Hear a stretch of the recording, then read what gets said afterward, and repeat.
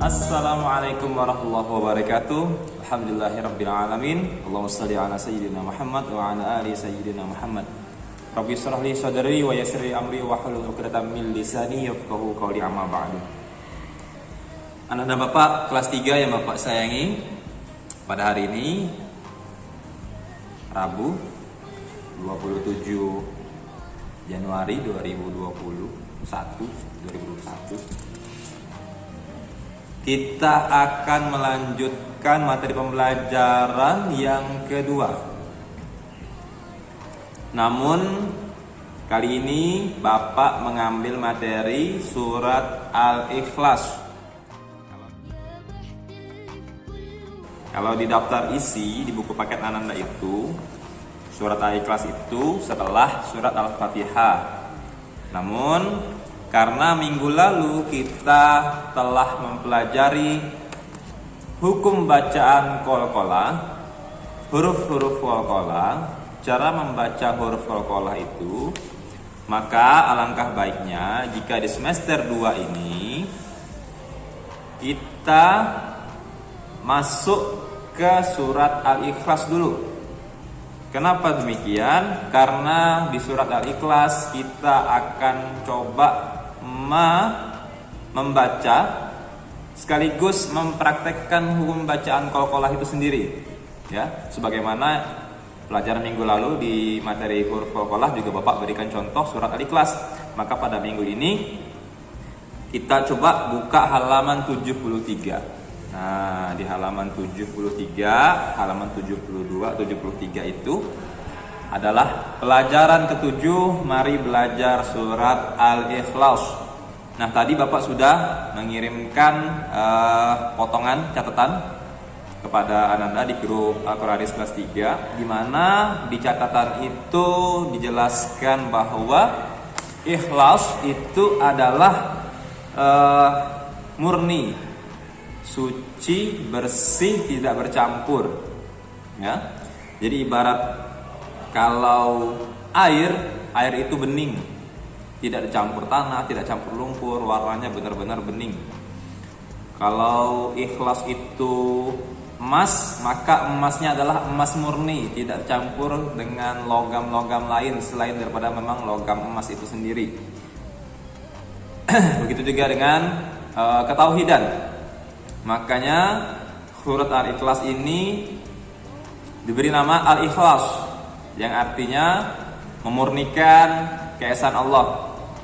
Dalam arti surat ini menegaskan bahwa benar-benar bahwa Allah Subhanahu wa taala itulah Tuhan satu-satunya yang ada di alam semesta. Bukan cuma di Indonesia, bukan cuma di Asia, bukan cuma di bumi, bahkan di alam semesta, ya.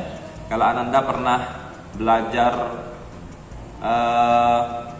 geografi atau tata surya, Ananda pernah lihat matahari, bulan, bahkan bumi sekalipun, juga tata surya yang 9 planet itu termasuk matahari, kemudian galaksi, bahwa tata surya kita itu adalah bagian sangat kecil daripada ujung galaksi Bima Sakti di mana tempat kita tinggal.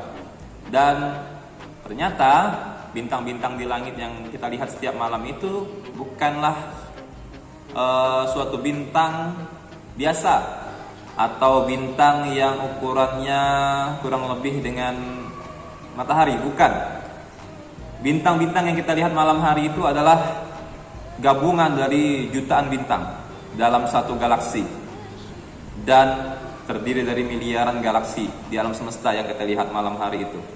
Beruntung Ananda yang masih tinggal di desa yang jauh dari gemerlap ibu kota, ya. Kalau di kota sudah susah melihat bintang, karena di kota ini penerangan, pencahayaan dari bawah sudah sangat banyak, rumah-rumah sudah sangat padat, lampu jalan, lampu tempat keramaian, ya, itu sudah sangat terang sekali sehingga memantul ke langit, dan langit itu menjadi terang dan tidak bisa lagi kita melihat bintang dengan jelas. Berbeda dengan Ananda yang masih tinggal di desa, yang di daerah yang masih jauh daripada gemerlap ibu kota. Maka setiap malam pasti Ananda mesti melihat bintang-bintang di langit. Itu adalah salah satu tanda kebesaran dan kekuasaan Allah Subhanahu wa taala.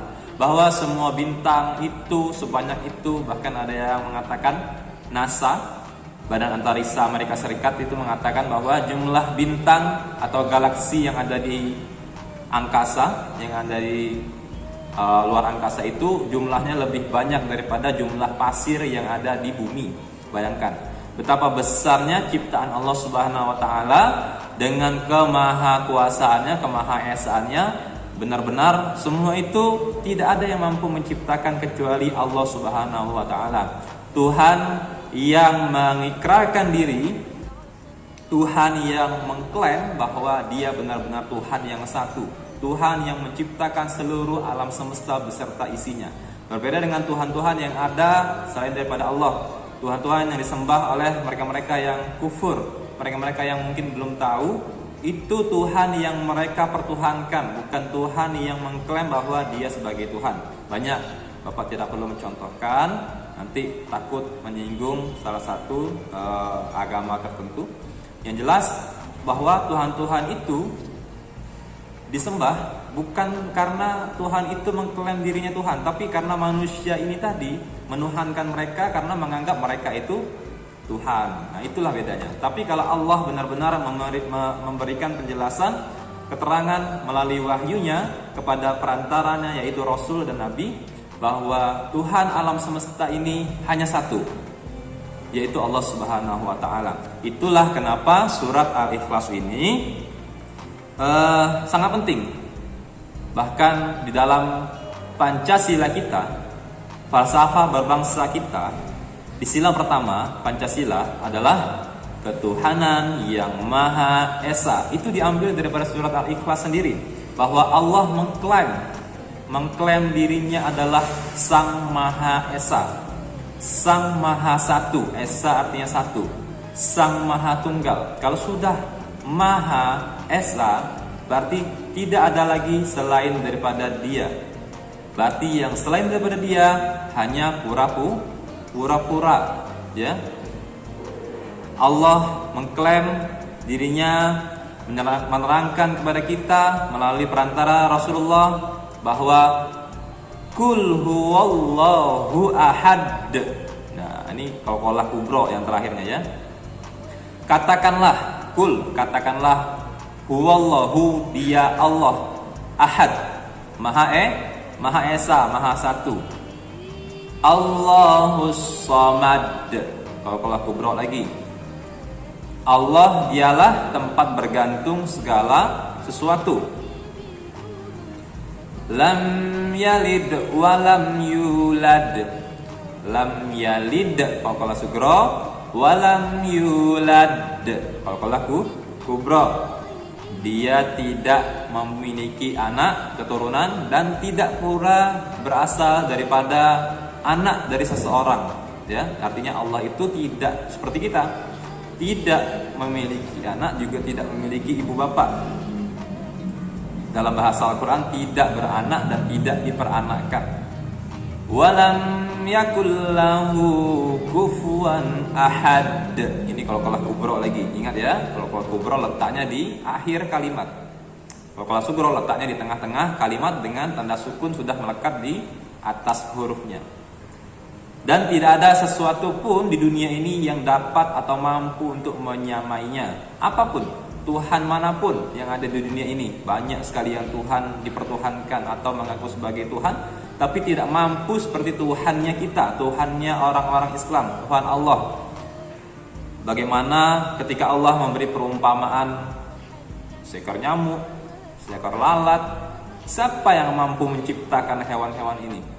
Atau jutaan bintang tadi, jutaan galaksi, miliaran galaksi, siapa yang mampu menciptakan sebanyak itu galaksi, bintang, sebesar itu? Matahari dengan kegagahannya itu, siapa yang mampu menciptakan kalau kecuali Allah Subhanahu wa taala.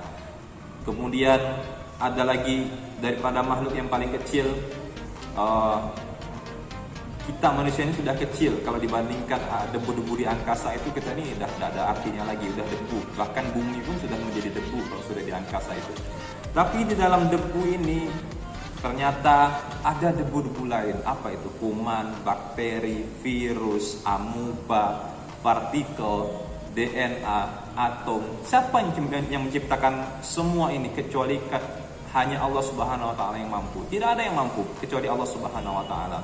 Maka dari itu, pada penegasan surat Al-Ikhlas ini Allah sangat menegaskan bahwa Dialah pemilik alam semesta. Dialah yang menggenggam seluruh jiwa-jiwa manusia, seluruh apa yang ada, seluruh yang Dia ciptakan. Ya. Jadi kaitannya dengan pelajaran minggu lalu adalah pada poin bacaannya. Kemudian Bapak tambahkan sedikit penjelasan tentang makna atau maksud daripada surat Al-Ikhlas sendiri. Nah, yang perlu Ananda catat pada pertemuan kali ini adalah yang sudah Bapak catatkan di papan tulis tadi. Kemudian ditambah satu lagi, Ananda mulai membaca surat Al-Ikhlas ini dengan bacaan yang pas, dengan tajwid yang pas. Dalam arti, mungkin Ananda sudah hafal surat Al-Ikhlas ini semenjak kelas 1, semenjak kelas 2. Karena kelas 1 juga itu ada belajar surat Al-Ikhlas. Bapak ngajar juga, ada belajar surat Al-Ikhlas. Namun dalam arti di kelas 1 dulu baru pengenalan, bacaan, belum menekankan makhrajul huruf, belum menekankan hukum bacaan qalqalah, hukum bacaan izhar, segala macam belum ya. Nah, di kelas 3 ini kita pelajari lagi, tapi kita lebih menekankan maksud ayat dan maksud surat. Kemudian kita menekankan bagaimana cara membacanya yang baik dan benar. Nah, Bapak contohkan sekali lagi. Mari Ananda ikuti bacaan Bapak dengan sesama. Kalau mungkin bacaan Bapak masih juga ada yang kurang pas, mohon sama-sama kita luruskan, kita koreksi bersama ya. A'udzu billahi minasy syaithanir rajim. Bismillahirrahmanirrahim. Qul huwallahu ahad, Allahus samad, lam yalid walam yulad, walam yakul lahu kufuwan ahad. Shadaqallahul azim. Ananda ikuti, kemudian Ananda ulang-ulang. Nanti pada waktunya ketika ada Bapak minta setoran hafalan lagi, tapi mungkin selanjutnya akan Bapak bikin kolektif. Tadi Bapak baru ikut sosialisasi tentang keterlibatan pembelajaran daring yang baru ya. Selain daripada Zoom meeting itu ternyata ada Google Meeting yang itu gratis, yang free, dan itu mudah, murah, dan gak repot. Nanti kita coba nanti ya, kita sekali video call, nanti ada beberapa anak. Sebenarnya WA juga bisa nanti ya. WA itu terbatas 8 anak, kalau Telegram juga 8 sampai 12. Tapi kalau yang Google Meeting ini bisa sampai 500. Artinya kan kalau anak kelas 3 ini 2 lokal 38, berarti hanya 70-an ya, 80. Berarti masih bisa nanti. Tapi kan nggak mungkin semuanya standby. Nanti Bapak akan coba, Bapak tentukan dulu waktunya, mungkin 2 minggu lagi.